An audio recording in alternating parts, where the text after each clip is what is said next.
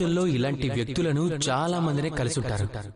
ఎవరైతే స్వార్థపరులు అనుకుంటారు, వారికి అవసరం పడినప్పుడే మిమ్మల్ని వాళ్ళు గుర్తు చేసుకుంటారు. లేకపోతే సంవత్సరాలకు తరబడి మీకు కనపడరు.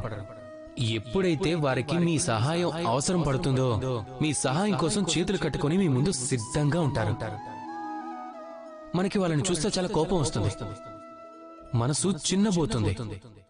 మనసులో మనకి ఒక ఆలోచన వస్తుంది, ఈ వ్యక్తికి సహాయం ఎందుకు చెయ్యాలి అని. కానీ మీరు ఆ పనిని ఎప్పుడూ చేయకండి. మీకు అనిపిస్తుండొచ్చు నేను ఎందుకు ఇలా అంటున్నానని. గుర్తు పెట్టుకోండి, దీపం యొక్క వెలుగుని వ్యక్తి అప్పుడే గుర్తు చేసుకుంటాడు ఎప్పుడైతే అంధకారం అతనిని కమ్ముకుంటుందో. ఆ వ్యక్తిని స్వార్థపరుడు అనుకొని మీరు కలవరపడకండి.